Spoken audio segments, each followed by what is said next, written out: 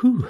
I'm a little hungover still, so I apologize. It's all is forgiven in the world of Rated Radio. Welcome back to Rated Radio with your hosts, Lexi Ray and Shane Wyndham. Hey, Ray, what Billboard hit were we dumb enough to listen to? Well, Shaner, we were dumb enough to listen to... That's fucked up. 5'9" by Tyler Hubbard. Since we're bringing back old nicknames, let's just keep it rolling with a good old Shaner. What did you think? This short, newer country song is all about love and the appreciation of the finer things in life. My only critique is that I think they could have done a lot more with the harmony and sound layering this song. This track is good, but it really could have been great with a little more work. I gave it a 3.7. Okay, 3.7. Taking a page out of your book. Okay. By the way, this is the finale. It So we're going to is. listen to we already listened to. We're going to cover 5 albums that I handpicked from artists we've covered in the past. So stick around. We'll get there momentarily. 5'9". 5'9". Yeah. Just like I like him. This may be, oh, good God. I'm just kidding. That's my height. Is it? I'm a short Oh, you're king. a short king. That's right. Anything under a 6 foot tall behemoth person is a short king or queen. So. Right. I'm a short queen, so. As far as this song goes, this may be the most torn I've ever felt about a Billboard rating. On one hand, this is a wildly listenable country song with a deep, gentle, and often complex instrumental bass, smooth vocals, catchy melody work, and even some guitar solos on display. On the other hand, some of the lyrics here are menacingly cliche, as well as religious, to say nothing of the fact that the average female height is 5 inches shorter than 5'9", meaning this is one for the tall girls, lessening the broad potential of its appeal. It's my sister-in-law's height. So I want to say 4 stars just because of the volume of drawbacks, but my heart says 5 stars because of how much I enjoy hearing this unintentionally silly shit. Therefore, I'm going with 5 heartfelt stars, emotionally driven, trash human that I am. Yeah, Shaner's trashy. Roll the intro.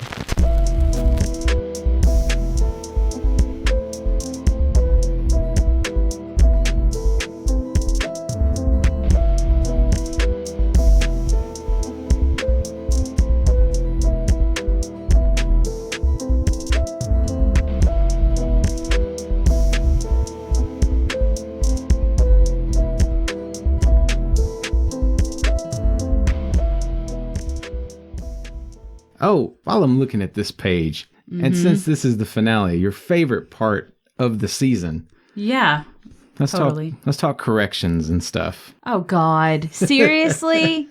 Okay, let's rip this off like a Band-Aid. Go. It's not all corrections, but we're gonna clarify clarifications. Shane's dick corner. That sounds bad. Hey, I'm coming at myself in spots. It's okay. all good. All right. Ray, Corrections. You said someone from Everclear was also in House of Pain. The internet determined that was a lie. It's Everlast who was a part of House of Pain. Everlast. Okay. All right. Not the band that did Everything to Everyone. And is that the name of that song? That sounded really wrong. This correction's going to go into 2024's season. Lord. The song Earned It didn't put The Weeknd on the map so much as The Hills and Can't Feel My Face did. That's true. I Can't Feel My Face was first. But man, were people all about that 50 Shades of Grey shit. I'm just letting you know. Yeah, it's That's a popular song. I It honestly just don't care. wasn't as popular as the other two. That's fine. Just a bit of a head scratcher when I heard it in post. When you mentioned Usher's sampling It Was a Good Day, the original sample is the Isley Brothers' Footsteps in the Dark.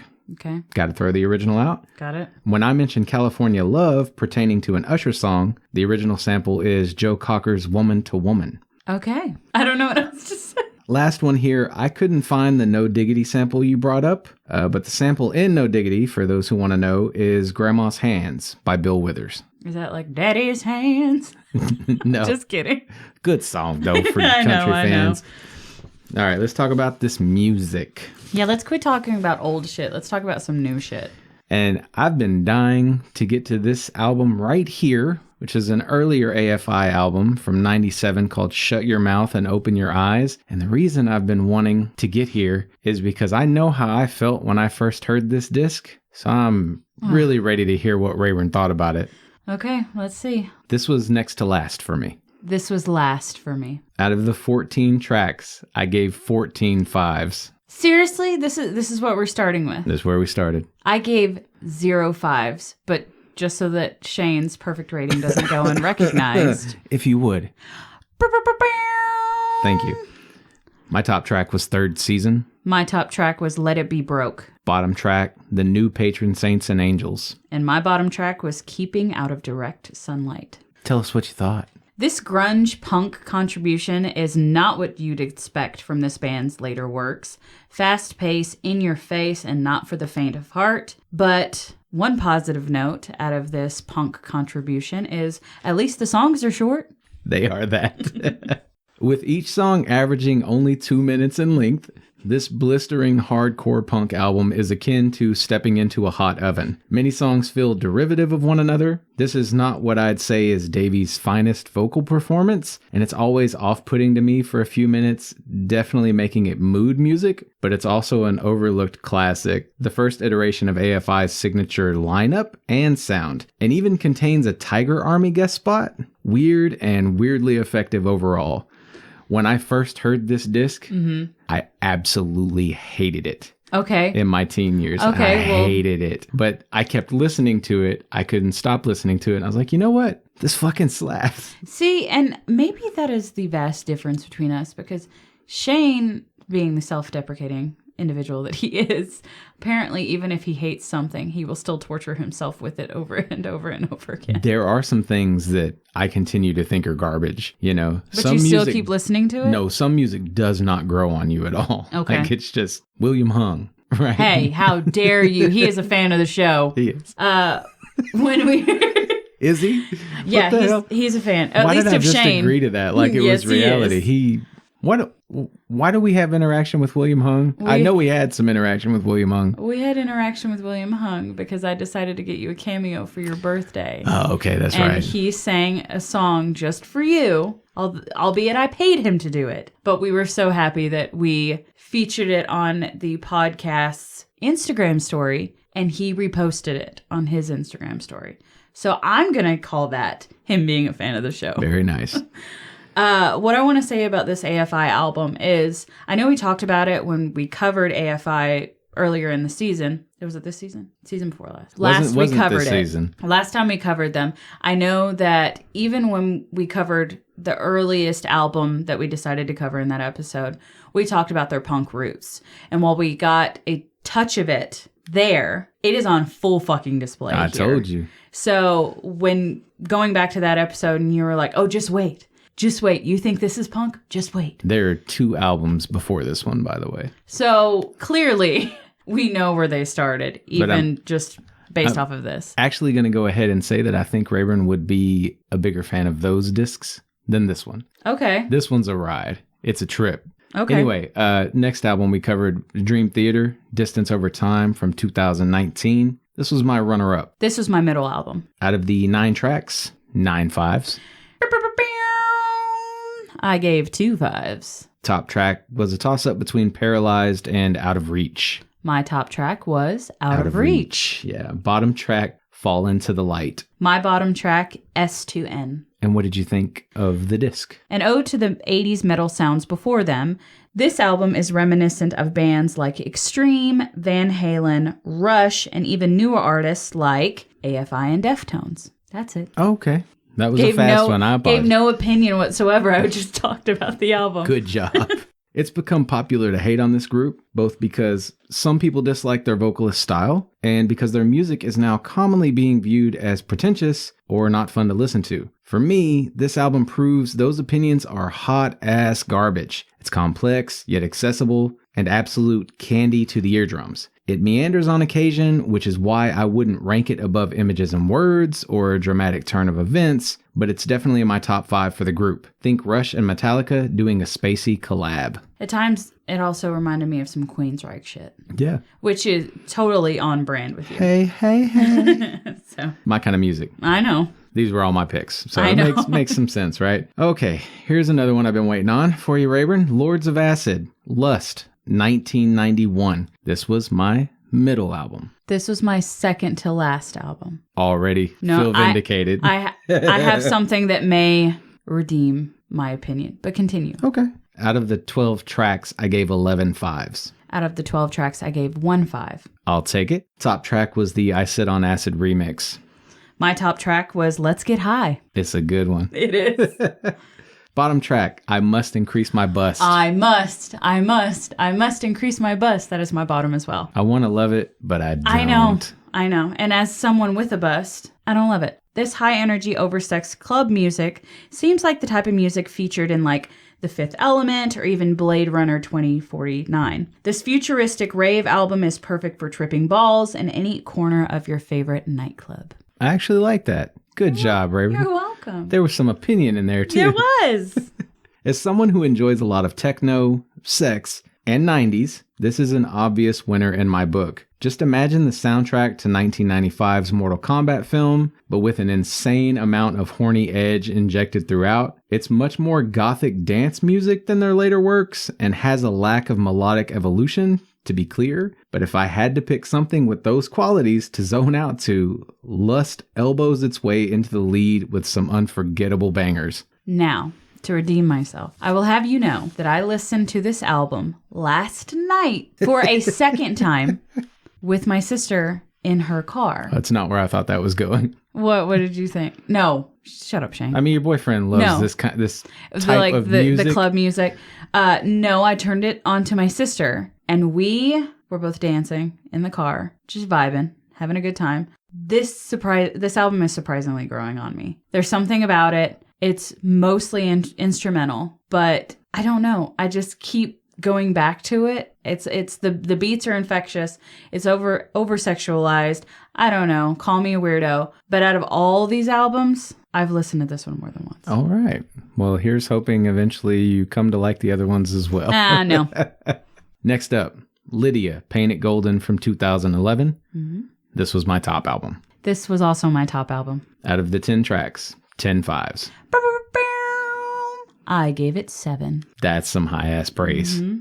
Especially since I don't think this album caught my attention straight away. Mm-hmm. And that's normally where I expect your opinion to fall. Yeah. Like, you're not listening to something 2 or 3 times for the sake of the show or anything. Yeah. You're trying to get done. We whipping this out, son. Hey, man. The minute that we make this less work, I won't rush through it. My top track. Go ahead. Sorry. I forgot to add it on the last album, Lords of Acid. You cannot find it on Spotify. I just think that that's helpful. I couldn't find Lust on Spotify. I had to listen to YouTube. It's on Spotify. Okay, well then I think ignore my dumbass. They confused things because you have to find it's the expanded, remastered band edition or whatever it is. So it's later in their discography because they... Yeah. Okay. Because they just... going back to that year, it's not in their discography. No, you're not going to find the originals, but this is what the music sounded like back then too, so... Okay. I went and looked up the originals on YouTube. Well, shit, you might like it even more than you go. Well, I might have to check it out. Crystal clarity. Top track for Paint It Golden was Eat Your Heart Out. Same. Bottom track, Skin and Bones. My bottom track was Ghosts. It's real hard. This is difficult. Okay. Between those two? Yeah, there's a difference. I was trying to, I don't know. Don't come at me with, it's real hard. I know, that's what I'm saying. I said whip it out earlier too. Like there's a...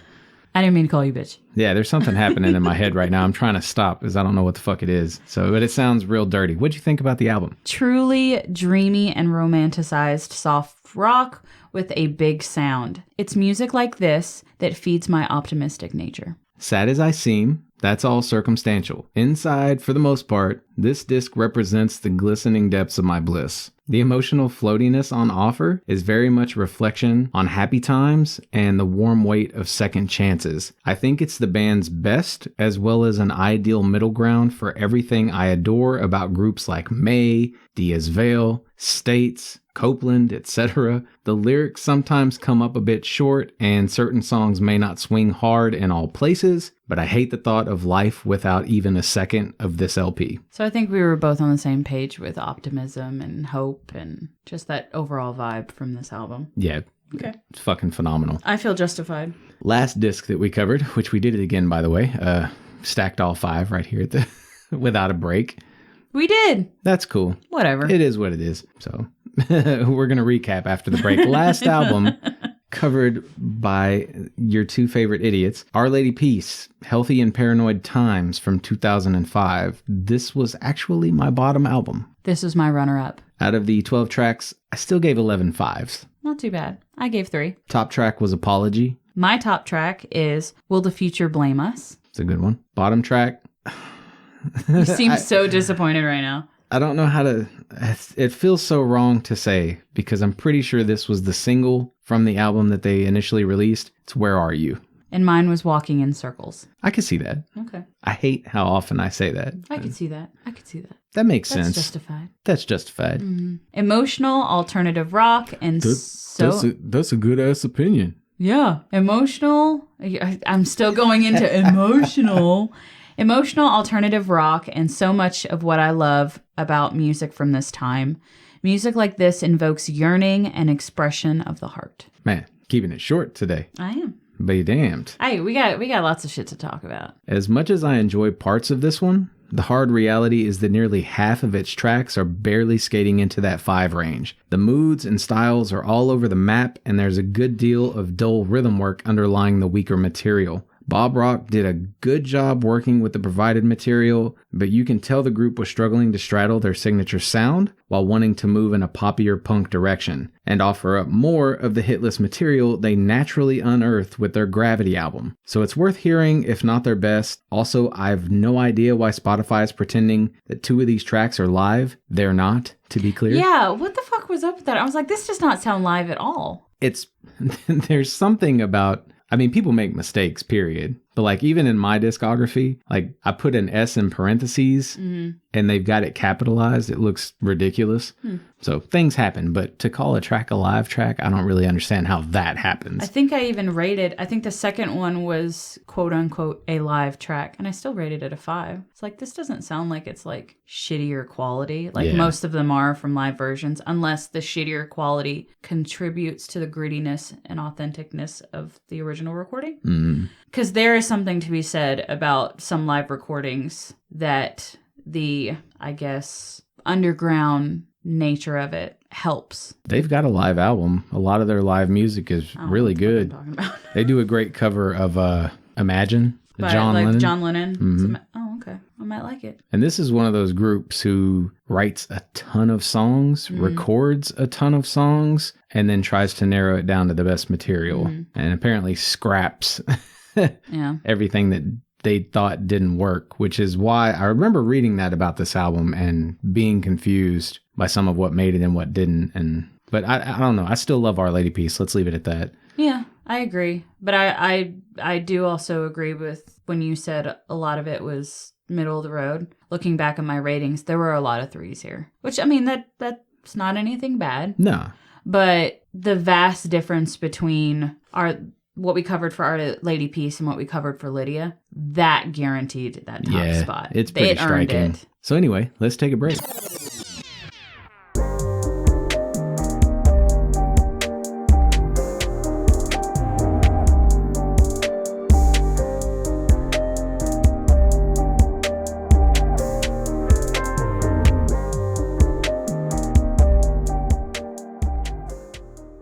Okay, you want to make fun of me? Go ahead. No, I was gonna say this is what happened in my brain. I was gonna say I have no retort because you looked at me like, are you gonna say something?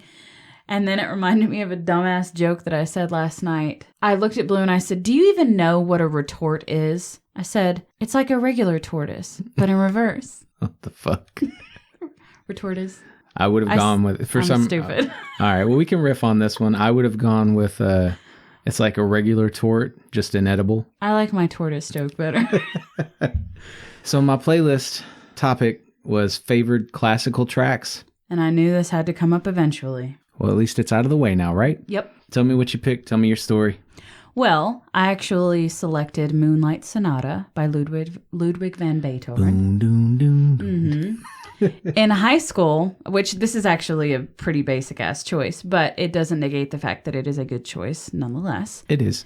In high school, while studying music theory, I selected this dark and mysterious piece of classical music among many other selections that were made available to me, some of which were Clair de Lune, For Elise, and many more. You know, those generic basic bitch classical songs. I went with For Elise because that is so much fun to play and so difficult. Are you spoiling your choice already? No, it's just from my playlist. That's not what I... Go ahead. I was it talking made about my playlist I was talking about Beethoven.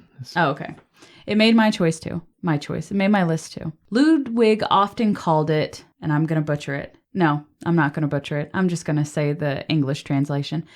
The sonata in the manner of fantasy. This heartbreaking piece of music was actually written for Beethoven's pupil at the time and contains 3 movements within it. Beethoven's dedication of his work to his 16-year-old pupil, Countess Gucciardi.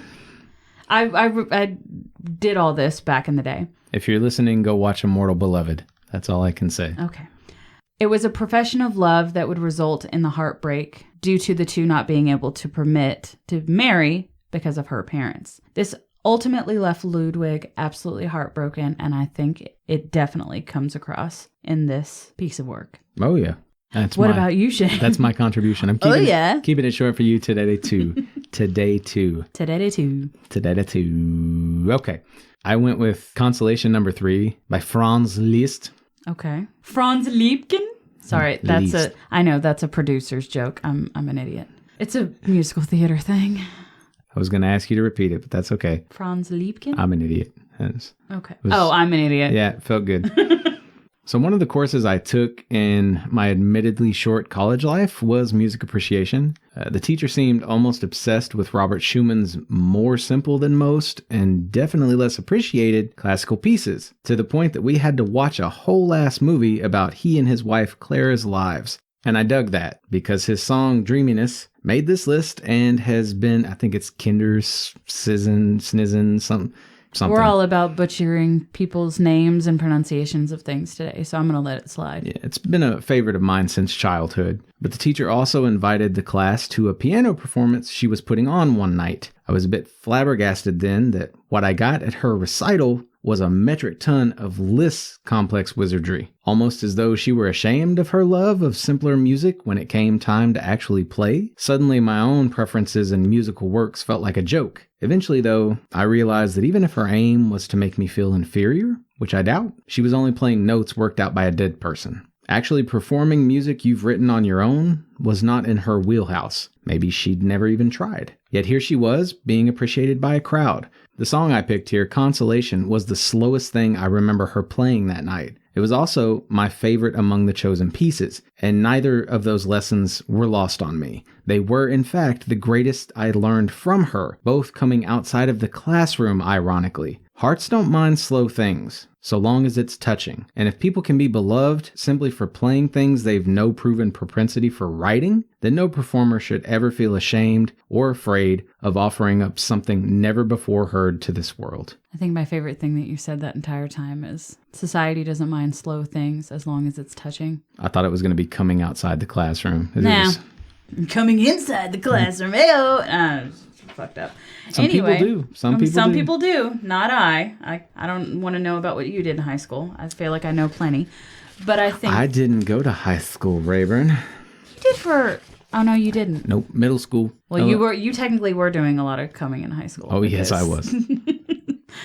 Because that GED... You were doing a lot of that. GED. You could do it at home. GED. College entrance exams. Mm-hmm. You know. Yeah. I went through the motions. I just skipped all the bullshit. It wasn't like I was going to be playing sports or dating cheerleaders or anything. You totally could have done all of that. I have no doubt. I skipped it, okay? I know. And then I had sex with a few cheerleaders. Okay. I much prefer the path that I took. It was fun. That's fine. Plus, I got to find myself, lose a lot of weight, so I could much more easily find myself. You know what I mean? You're so stupid. I've been coming a lot ever since. Yeah, okay. Why? Recap time. Yeah, let's get back. No, it's not. No. We have to take a break. We just took our break. I know, we have to say we're taking a break, play a little bit of music, and then... Oh, yeah, and then jump back into it? Okay, well, let's just jump back into it. Sorry. Okay, here's some music strangely placed.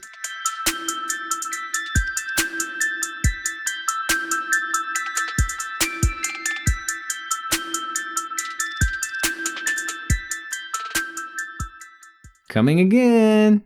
Not really. Thank God. Hey, I'm not the one who threatened to not wear pants today, okay? I'm just saying, if there's any reason to not wear pants, I'm finding it. Leaving it alone. Okay, so recap time. Let's walk back through the season. We're going to talk about our top songs. All right. Ready? Rapid fire? Yeah, let's do it. Copeland. Priceless. Lay Here. May. Just Let Go. The Everglow. Blink 182. Ghost on the Dance Floor. Hung Over You. Weezer. Perfect Situation. Do You Want to Get High? Okay. Blind Guardian. Noldor. Nightfall. Same album. Mm-hmm. Good choice. Good album. Blackmore's Night. Now and Then. Diamonds and Rust. Same album, Yeah. right? Okay. Jim Croce. I Got a Name. Operator. Dr. Hook. Sharing the Night Together. Cookie and Lila. Really? Yeah. We were vibing so much on that one back in that episode. I thought for sure you'd be like, hands down, it's that. I love that song for a lot of reasons. Something about Cookie and Lila is just like right in the middle of everything I love about that band. And it's one of those songs that like people don't write, you know? Sean Mullins on his Soul's Core album wrote music like that. It's just about this weird ass couple. One cooks at a diner, the other's. This is not rapid fire all of a No, sudden. it's I'm not. sorry. Yellow Wolf. Rocks at Your Window. Hillbilly Einstein. Same album. Mm-hmm. Ritz. Till the End. Down for Mine. Thrice. My Soul. Beyond the Pines. Thursday. Running from the Rain. Understanding in a Car Crash. Sorry. I'm not, don't say sorry. I'm not really surprised. In This Moment. Sexual Hallucination. Adrenalize. Jack Off Jill. Kringle. Wow. Author unknown. Usher. Do It to Me. There Goes My Baby. The Weeknd. Scared to Live. And with no matches at all in that entire shit, Heartless. I almost picked Heartless. Heartless reminds me of you. Okay, thanks. I appreciate it. No, not for that reason. It just seems like a you song. That and what was the other one that I said? Never need a bitch. I'm what a bitch needs. Sorry for calling you bitch. Sorry for calling you bitch. I swear to That's God. why I didn't write music like I that. need to put that shirt. Sorry for calling you bitch. Okay. So who did it come down to? What four artists did it come down to for you? Top 4, Copeland, Jim Croce, Thrice, and The Weeknd. Okay, I'm with you on 2 of those, but who won? The Weeknd. For me, it was Blink 182, Jim Croce, Yellow Wolf, and The Weeknd. And it's The Weeknd. Yeah. I mean, come on. It's the motherfucking Weeknd. So let's talk best and worst artists. Mm-hmm. Who had your top average? It was actually a tie between The Weeknd and Jim Croce, but The Weeknd had more 5s. Yeah, I had a tie with Jim Croce and Thrice. What about your bottom average? Blind Guardian. Oh, okay.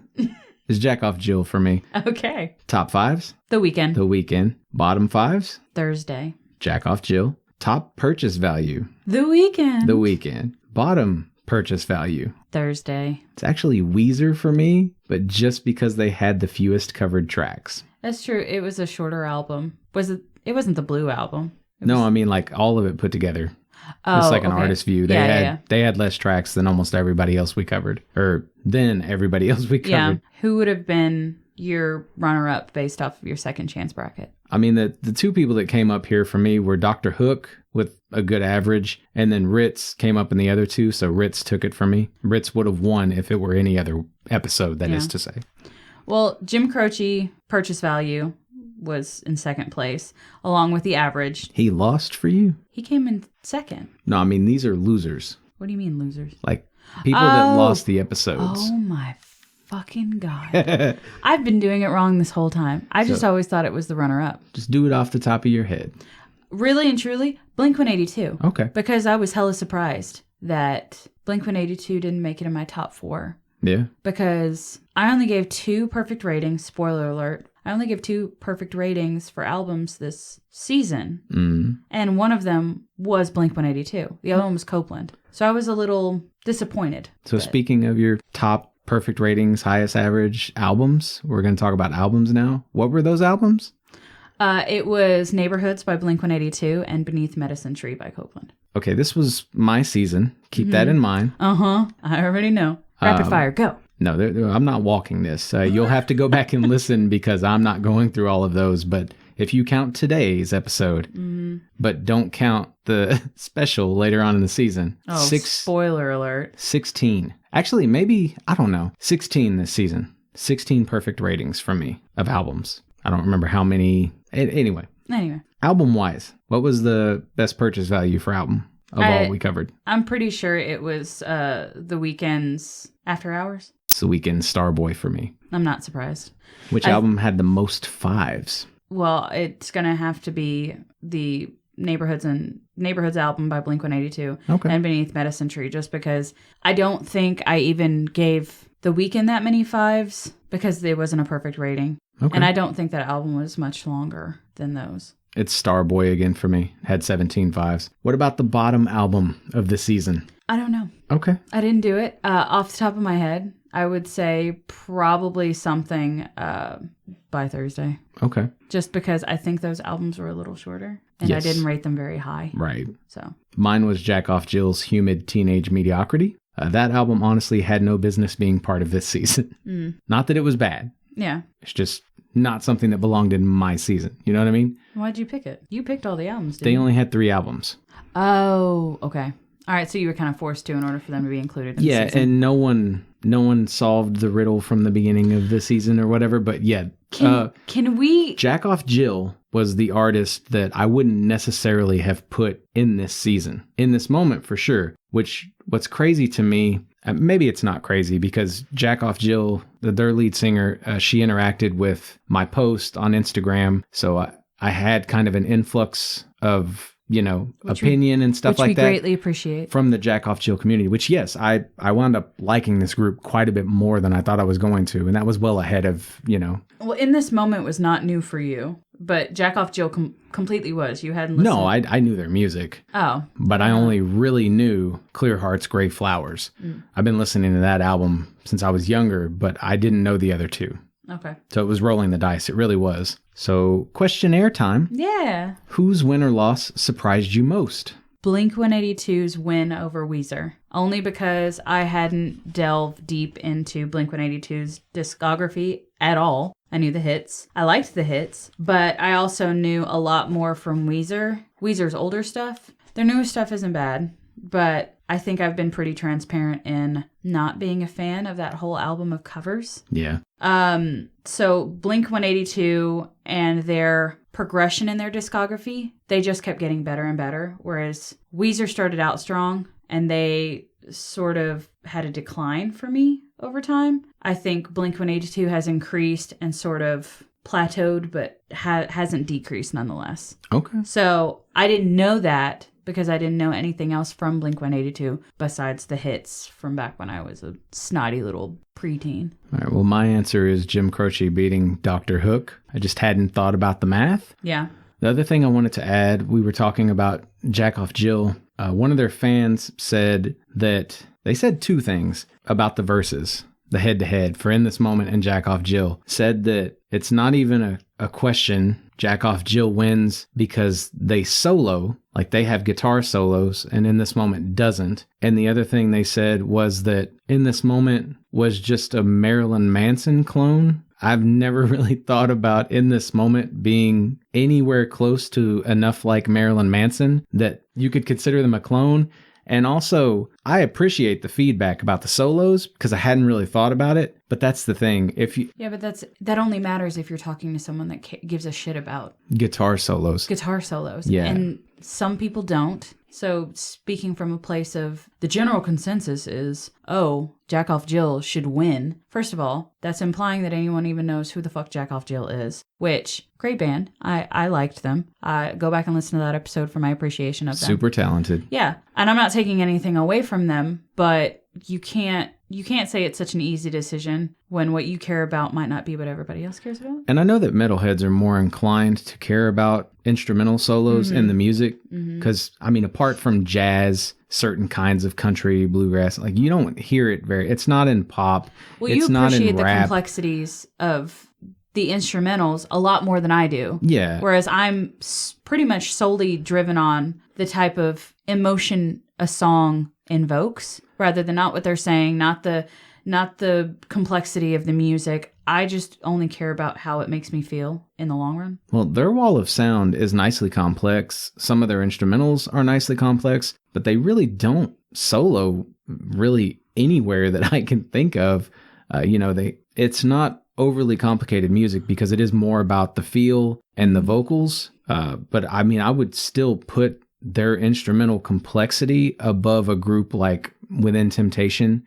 Within Temptation builds a wall of sound that is, it's emotionally evocative, but it's not this dark metal like you can get the fuck down to it the way you can within this moment. I don't know where I'm going with all this. I just thought it was weird. I had never considered that someone is out there thinking no band can be better. Like, I can't like this artist because they don't have instrumental solos. That's never occurred to me. Well, think about all of the musical artists that you're cutting yourself off to by living in that mindset. I know. And maybe that's why I would never consider that as, I will consider knocking points off of something, if it's lacking that versus another. I don't know. Anyway, let's move on. We know how I feel about certain skits and instrumental tracks. Some people, they don't mind it. Yeah. To me, it has to serve a monumentous purpose to take up the space in an album. That's just my preference. Yeah. There's not anything wrong with it. There's not anything wrong with the people that like the instrumentals. To each his own, like I said before. Which of the artists have you been listening to most?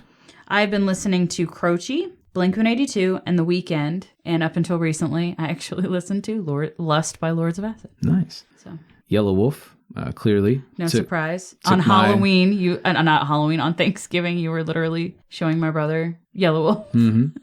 And took my Artist of the Year from Spotify's Wrapped. Yep. Also, Blink-182 has been up there to a degree because their new EP just came out, which I eat my words a little bit because I do really like it. But I still don't know that I want DeLong there as much as I do the other, but it's all good. Did you genuinely dislike any of these artists? And if so, which? No, but I will be the first to say I might not be in the mood for some. Okay. Very vague. Yes. I said no, even if there's a lot of Jack Off Jill I won't return to. I still dig the group on the whole. On the whole. What did you learn during this battle of the bands? How I am slowly finding more folk and punk to enjoy. I wrote that Jack Off Jill's lead singer Jessica has a stellar side project called Scarling. We completely dropped the ball on realizing that exists, but it does, and it's amazing. I'm not going to say I like it better than Jack Off Jill. I think that's a bridge too far. But it holds a candle. Oh, if you're a fan of Jack Off Jill, you should absolutely go listen to the Scarling albums as well. That's what I'm saying. All right. Which artist have you picked for the next Battle of the Bands, Rayburn, for next season? Well, are we wanting to spoil that here a little bit? Yeah, I'll go ahead and give my answer, which was I don't get to pick. Very sad day. This is season 10's Shane's Season of Hell.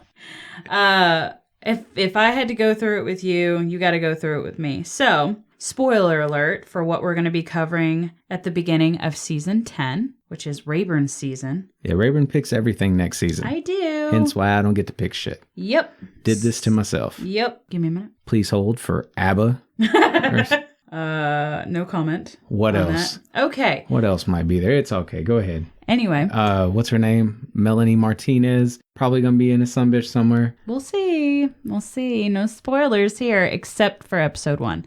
So the two artists that I've chosen for episode 1 of season 10 to go head to head, I'm kind of getting Shane's toes a little wet with this one. It's Bleachers versus Fiction Factory. The albums that we're going to be covering by Bleachers is Strange Desire from 2014, Gone Now from 2017, and Take the Sadness Out of Sunday Night from 2012. I did that in all sorts of shitty order. And then for Fiction Factory, it's Throw the Warped Wheel Out from 1984, Another Story from 1985, and Feels Like Heaven from 2013. Feels like heaven. Dun, dun, dun, dun. Okay. So, Bleachers versus Fiction Factory is going to be first up for season 10.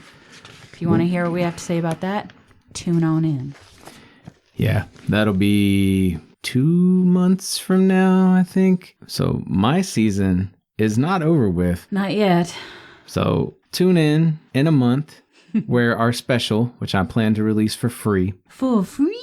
And the bonuses are free now too, so if you missed them, go hear them. Go hear anything you want to. We just talked about Sling Blade and Eternal Sunshine of the Spotless Mind. Yeah, it was a pretty good episode.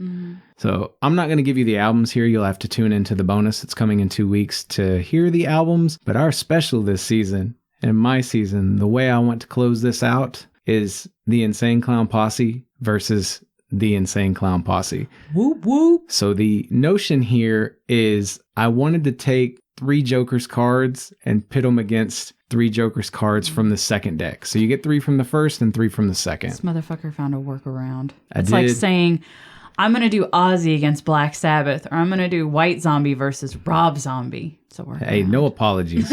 My goddamn season. No apologies necessary. Anyway, that's going to do it for now. Hit up our playlist, visit our shop, share with your friends, come find us online to get your voice on the show, and until next time, fill your fucking world with music. And thanks for another wonderful season of music memories. Merry ho ho and shit.